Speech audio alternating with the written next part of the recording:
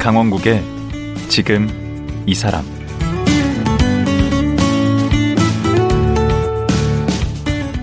안녕하세요. 강원국입니다. 여러분은 전남 곡성하면 무엇이 떠오르나요? 곡성은 지리산 자락 너머에 있는 섬진강이 지나는 지역입니다. 이곳 곡성에 불멸의 이순신 원작자로 알려진 소설가 김탁환 씨가 곡성에 집필실을 열고 글을 쓰고 농사지으며 산지 1년이 넘었다고 합니다. 베테랑 소설가가 왜 곡성에 내려가 농사를 짓게 됐을까요? 초보농사꾼 소설가 김탁환 작가 만나보겠습니다.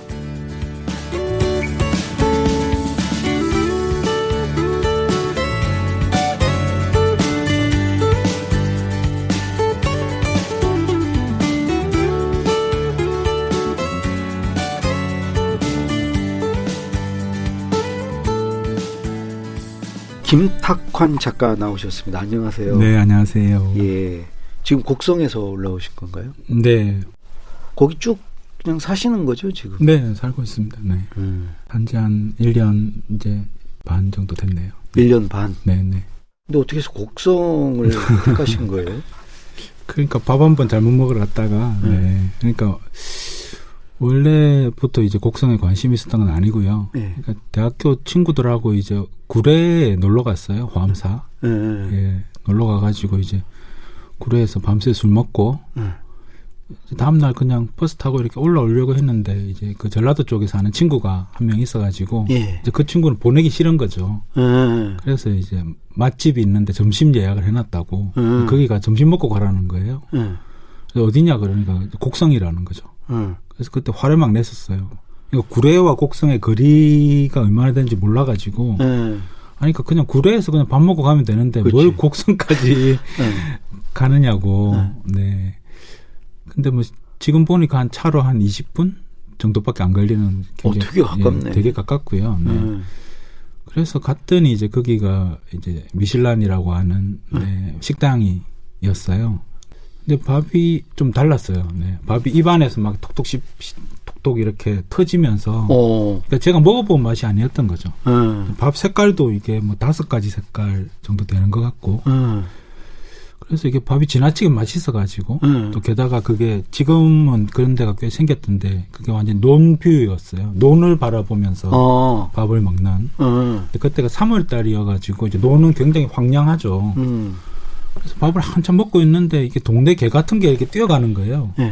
그래서 저게 갠가 싶어서 봤더니 그게 고라니였어요. 고라니가 네, 주변에서 돌아다니는 거기가 바로 섬진강 가거든요.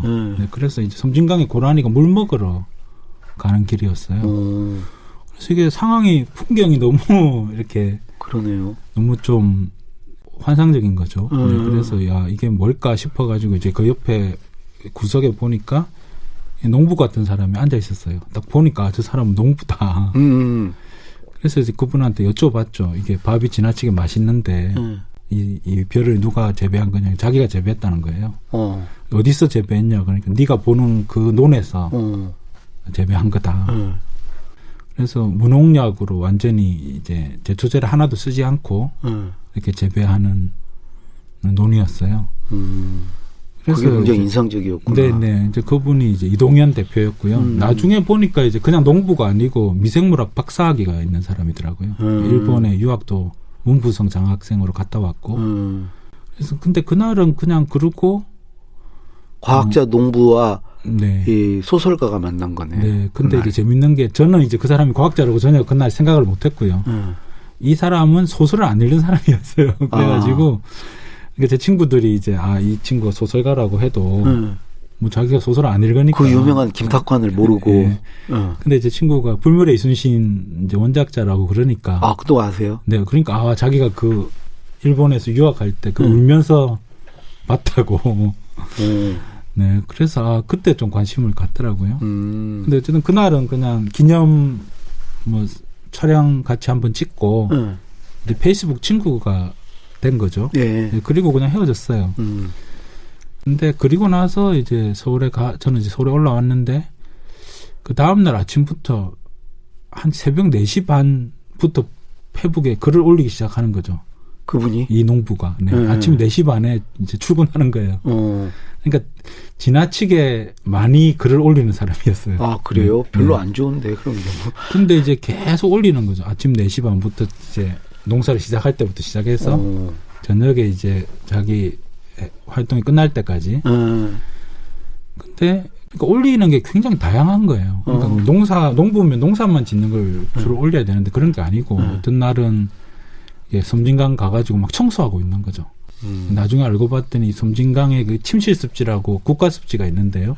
그 침실습지 보존의 이사장인 거예요, 이 사람이. 오지랖이시구나. 네, 그러니까 습지에 가서 막 청소하고 있는 거죠. 또 어떤 날은 보면 중학교나 고등학교에 가 있어요.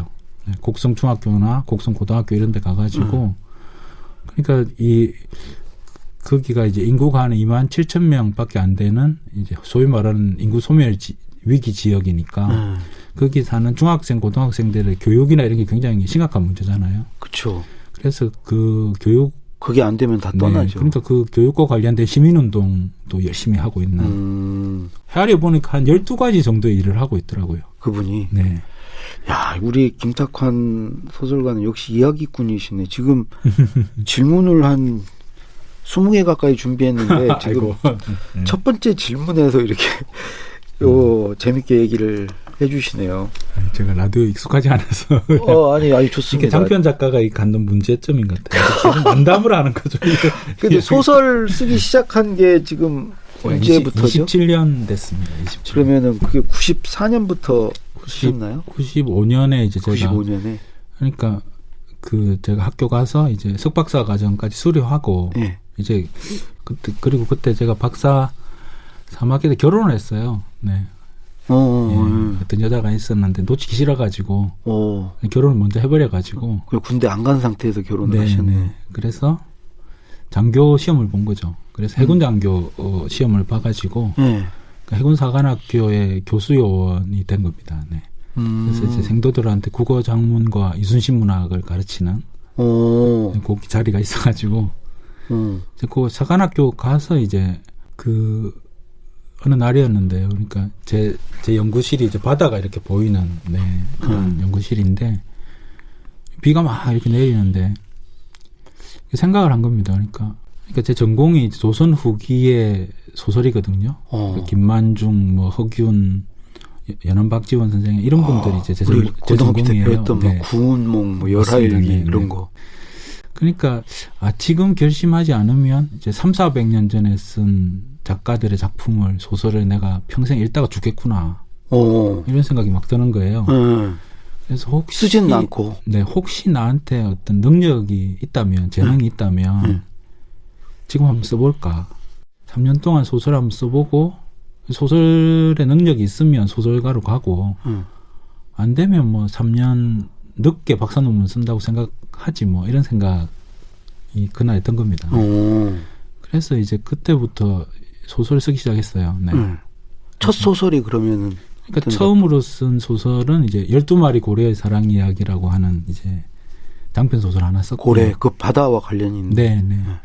원래 소설가를 꿈꾸셨나요? 대학교 그렇지 때부터? 그렇지 않습니다. 네. 어쨌든 고등학교 한 1, 2학년 때부터 뭐 글 쓰는 걸 좋아했는데요. 네. 그러니까 국문과 소설은 가셨겠죠. 전혀 저랑 안 맞다고 생각했어요. 왜냐하면 소설은 좀 그렇게 제 어렸을 때 생각에는 이건 좀 무겁고, 네. 그리고 뭔가 나랑 잘 안 맞는, 네. 그래서 이건 제껴냈던 거죠. 네. 근데 오히려 다른 게 안 맞았나요? 시나 이런 게? 그 제가 비평가로도 등단했고, 뭐 시로도 이제 뭐 어디 뭐 문학상 이런데 최종심에 이제 등단할 때 등단을 위한 거기 뭐 최종심까지 올라가고 그랬었거든요. 그러니까 항상 한 2% 정도 부족한 거예요. 그러니까 다른 사람들 보기에는 그럼 시인으로 활동해도 되겠다. 뭐 비평가로도 저 비평집도 2권 냈었거든요. 그러니까 뭐 괜찮네 이렇게 이야기를 하는데 저는 이제 제 생각은 이게 괜찮긴 한데 내가 이걸 학자의 길을 포기하고 택할 정도로 내가 여기에 뭔가 재능이 있는 것 같지는 않다. 그래서 제일 마지막 후에 보니까 이제 소설이 남아 있었던 거죠. 그래서 이걸 안 하고 내가 계속 왔는데 이게 혹시 나한테 소설가로서 재능이 있나 없나 이게 약간 긴가민가 했었어요. 네. 근데 이제 사관학교에서 딱 써보니까 이게 맞더라고요. 네. 재능을 발견하셨구나. 네. 그래서 근데 이제 학교 공부할 때 아까 이제 그 고소설? 네. 그걸 고소설 맞나요? 그렇게 말하는. 네, 고전소설. 고전소설. 네. 그걸 좀 연구하시고 그걸 많이 읽으셨잖아요. 그게 네. 소설 쓰시는데 도움이 되지 않았을까요? 그러니까 작가가 되고 나서는 이제 도움이 되기 시작하더라고요. 네. 고전소설을 얼마나 읽으셨어요? 몇 편이나? 그러니까 또 제 지도 교수님 제가 들어갔던 곳이 또 고전 장편을 읽는. 아, 장편. 네. 그래서 뭐 간단히 말씀드리자면 뭐 삼국지 영리 정도 되는 분량을 한 4, 50편 읽었다고 보면 됩니다. 네. 저는 그러니까 그게 대학원 다닐 때 역량인 것 같아요. 저는 작가가 되면 장편 작가가 되겠다는 생각을 했거든요. 왜냐하면 계속 긴 소설들만 읽고 앉았으니까. 또 바다와 다 관련이 있네. 고래도 그렇고 이순신. 제가 바다와 관련된 작품들을 그래서 꽤 많이 썼어요. 네. 한 10작품 가까이 되는 것 같습니다. 네. 특히 해군사관학교하고 불멸의 이순신은 관련이 깊겠네. 그러니까 제가 우스갯소리로 제가 육사 갔으면 을지문덕 이런 거 썼을까 뭐 그런 농담도 하는데요. 아니 회사에 자료 같은 거 많을 거 아니에요. 이순신 장군에. 네. 그리고 제가 또 이 소위 때는 그 회사에 가면 박물관이 있거든요. 그러니까 책뿐만 아니고 그 이순신과 관련된 여러 이제 자료들을 회사 박물관에 이제 다 모아놨고요. 민간인들이 이제 특히 그 초등학생들이나 유치원 아이들이 일주일에 한 번씩 견학을 옵니다. 견학을 오면 그 아이들을 안내할 이제 장교가 필요한 거죠. 그래서 제가 하얀 정복 입고요. 6개월 동안 그 아이들 데리고 이제 그 유물들을 쭉 이렇게 안내하는 그런 안내 장교를 했었습니다. 아, 그걸 하시니 얼마나 잘 알았겠어요. 그 이순신 장군에 외워야 될 게 많았습니다. 네. 어디 앞에 쓰면 이제 뭐 이 갑옷으로 말씀드릴 것 같으면 뭐 이 총포로 말씀드릴 것 같으면 이걸 6개월 했습니다. 네. 아, 그 불멸의 이순신은 드라마로 또 해서 그게 워낙 또 그렇죠. 유명해졌잖아요. 그 작품이 그게 제가 처음으로 쓴 역사 소설입니다. 그러니까 그 주인공 남자 그 얼굴은 기억이 나는데. 네, 김명민. 아, 맞아. 그 연기도 잘했고. 그렇습니다. 네. 궁금한 게 각색을 막 하면 원작에서 뭐 너무 벗어나고 그러면 기분이 안 좋거나 그럴 수도 있을 것 같은데. 그러니까 그게 세부적인 것들은 이제 고칠 수밖에 없지만 큰 틀 같은 게 있지 않습니까? 그러니까 불멸의 이순신 같은 경우도 이제 제 소설도 그렇지만 이게 저는 이제 이순신 장군이 이렇게 전쟁이 일어나가지고 계속 승전하는 것보다 이 사람이 이제 전쟁이 시작되기 전까지 이 사람이 어떤 삶을 살았는가. 특히 이제 20대, 30대 굉장히 이제 고생을 많이 했거든요. 어려운 일들이 많았는데 그 과정을 거치면서 이 사람이 어떻게 단단해지는가. 그러니까 어떤 어둠의 어떤 과정들을 거쳤는가. 이게 이제 굉장히 저는 관심이 많았고요. 그래서 그 소설에서도 그런 부분이 한 30%에서 40% 정도가 나옵니다. 그러니까 제대로 이야기가 시작되고 전쟁이 시작될 때까지 한참 시간이 필요한 거죠. 그래서 드라마도 그랬습니다. 드라마도 이제 불멸의 이순신이 시작되었는데 이순신이 고생하는 이야기가 계속 나오는 거죠. 그래서 그때는 이제 시청률도 높지 않았고 계속 항의 전화가 왔다 그래요. 빨리 전쟁을 일으키라고. 네, 빨리 이제 이순신 장군이 이기는 걸 보고 싶은데 계속 이제 20대, 30대. 그 기밀 박치기 빨리 나오는 거 기다리시고. 근데 그게 이제 나중에는 시청률이 확 올라갔죠. 근데 엄청났죠. 그 앞에 이제 이 이순신 장군 지금으로 치면 이제 그 대학도 재수해서 들어간 거고요. 네. 그래서 한번 말에서 떨어졌지 않습니까? 그렇죠. 네. 그러니까 이 사람이 이제 고생하는 과정들을 저는 그 앞부분을 더 강조해서 보여주고 싶었습니다. 그건 다 찾아서 보셨어요? 드라마 그때? 뭐 다 보지는 않고요. 어쨌든 네. 재밌겠다. 내 작품을 어떻게 이렇게 각색했는지 보는 재미. 지금은 이제 그런 대작을 만드는 환경이 아니니까요. 그때 그게 104부작이거든요. 야, 그게 어쨌든 제 인생을 바꿔놨습니다. 이제 그게 나가고 나서는 이제 다시는 학자의 길로 못 돌아갔죠. 네. 그냥 그러고 나서는 그냥 작가의 길로 계속 갔습니다. 아니 근데 교수를 하셨잖아요. 그러니까 이제 문창과나 이런 데서 이제 문창과 교수를 한 거죠. 네. 나중에 카이스트 교수까지 하시지 않았어요? 카이스트도 이제 문화기술대학원이라고 제가 스토리텔링 전공 교수로 교수 갔습니다. 생활을 그래도 한 10년 가까이 한 거 아닙니까? 그렇죠. 10년 교수 생활을 했습니다. 그리고 그 좋은 자리를 또 왜 그만두셨어요? 지금 생각해 보면 서울에서 살기가 싫었던 것 같아요. 네. 그러니까 장편을 쓰려면 이게 뭐 박경리 선생님은 이제 두루마리 시간이 필요하다 이렇게 말씀하셨는데요. 그럼 무슨 얘기죠? 그러니까 좀 긴 시간이 필요한 거죠. 두루마리 화장지처럼 이렇게 긴 시간 있잖아요. 그래서 시작과 끝을 작가가 결정하고 그리고 그 시간 동안에 이제 그 천천히 그 작품들을 이렇게 완성시켜 나가는 그런 게 필요한데 작가에게는. 근데 서울에서 이렇게 살면서 보니까 그게 너무 이렇게 빨리빨리 바뀌니까요. 네. 그리고 어쨌든 뭐 저도 귀가 얇은 편이라서 옆에서 누가 뭐라 그러면 어쨌든 자극받잖아요. 그러니까 저는 제 작품에게만 자극받고 싶은데 서울에서 사는 건 너무 자극이 많으니까요. 그래서 지금 소설을 한 장편만 한 30편 썼습니다. 30편. 권수로는 한 60권 정도. 그러면 가만히 있어보자. 몇 년 동안? 27년 동안. 27년 동안 그럼 1년에 하나 이상 쓰신 거네. 한창 때는 이제 개간지처럼 썼죠. 네, 봄, 여름, 가을, 겨울.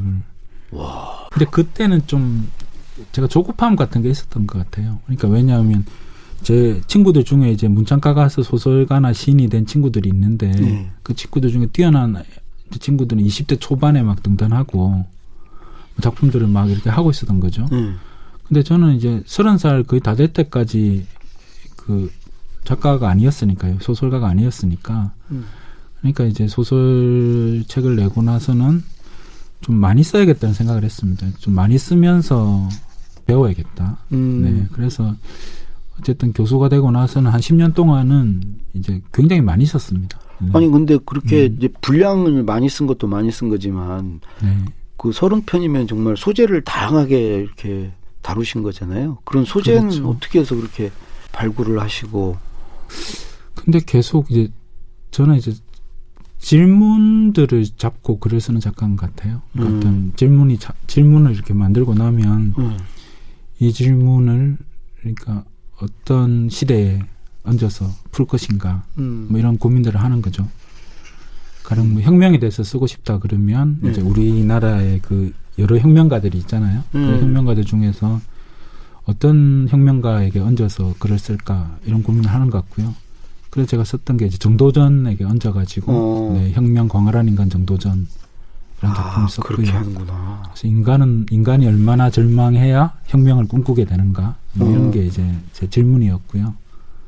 그래서 다 이제 작품들마다 다 질문이 있습니다. 질문이 먼저 있고 네, 그 질문에 따라서 이제 사람과 사건. 이번에 내신 섬진강 일기는 이제 이거는 에세이라 그런 건 네. 질문에 해당은 안 하고. 네, 이건 이제 제가 좀 몸으로 겪고 이제 글을 쓰고 싶어가지고. 네, 곡성 생활 얘기.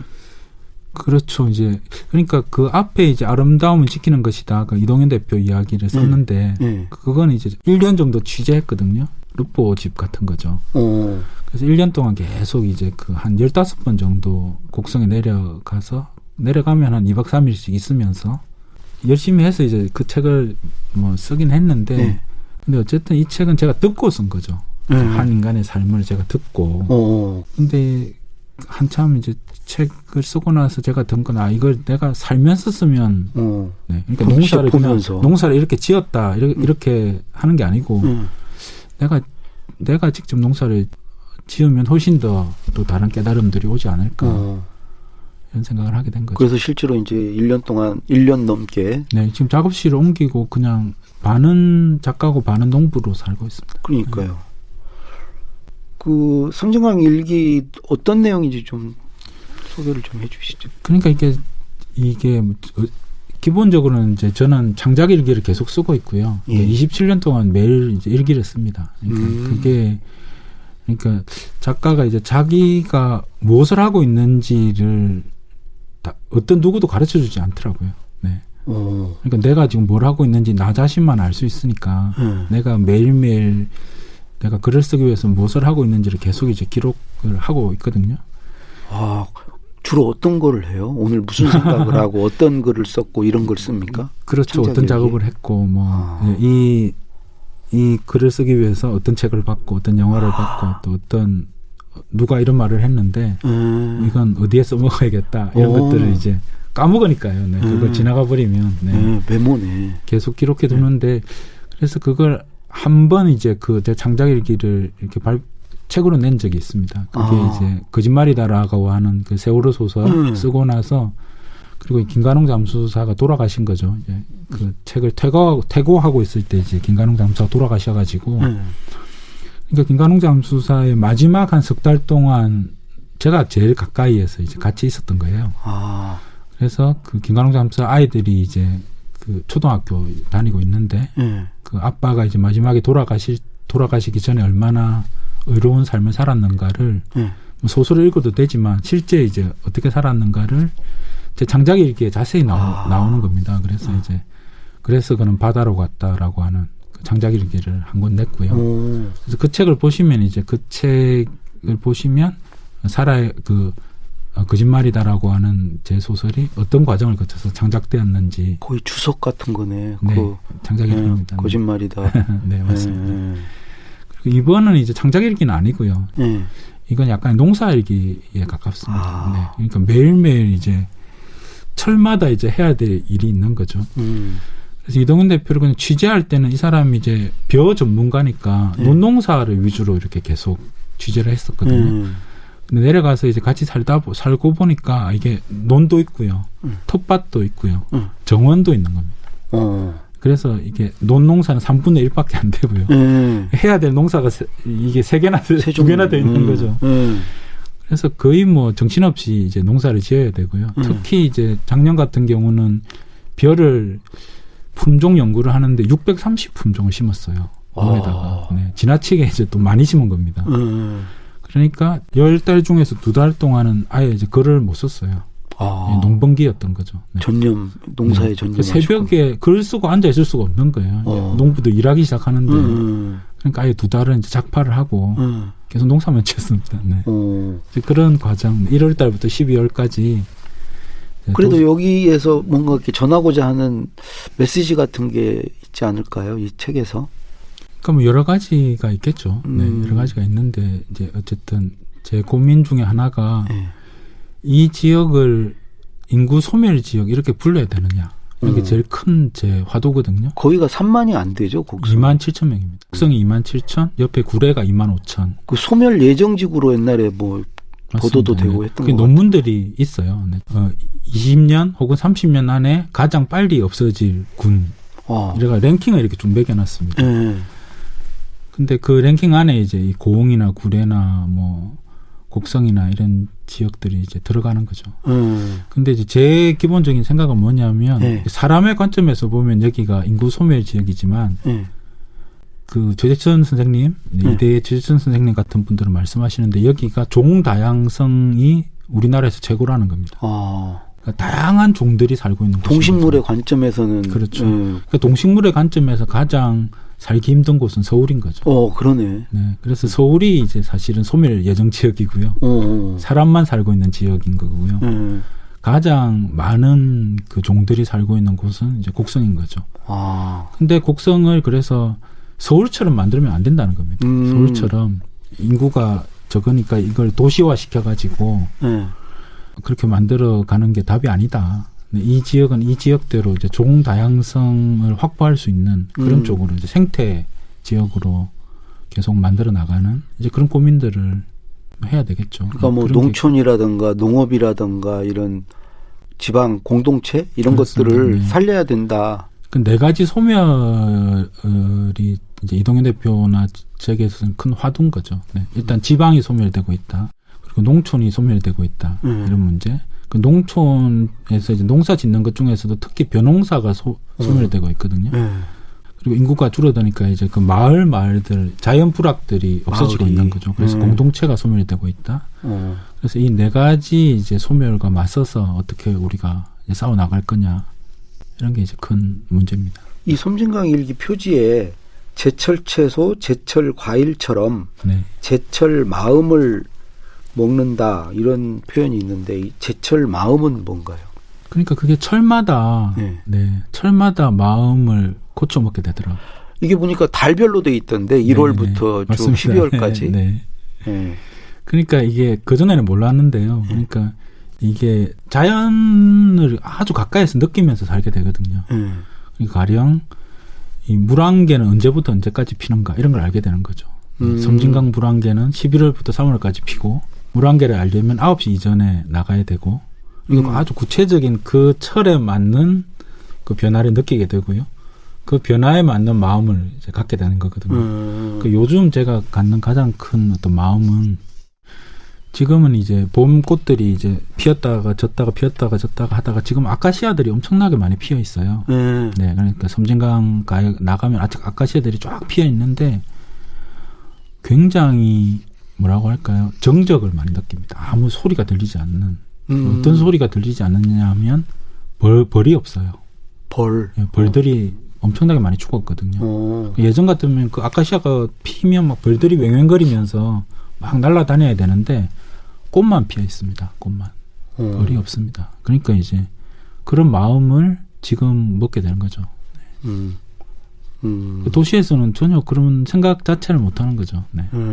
아카시아가 피었지만 벌들은 날아오지 않는 그게 지금 우리나라 현실입니다. 언젠가 우리 김 작가께서 곁에 가서 써야 한다. 그래야 맞습니다. 진짜 글을 쓸 수 있다. 이제 그런 의미네요. 가서 서울에서는 쓸 수 없는 글이죠. 이 섬진강 일기 같은 경우는. 그렇죠. 섬진강 가서 살아야지만 살아야 쓸 수 있는 그 글이죠. 사람들의 어떤 즐거움도 있고요. 또 고통도 있는 겁니다. 네. 그러니까 같이 가서 살아야지만 알 수 있는 것들이죠. 네. 예.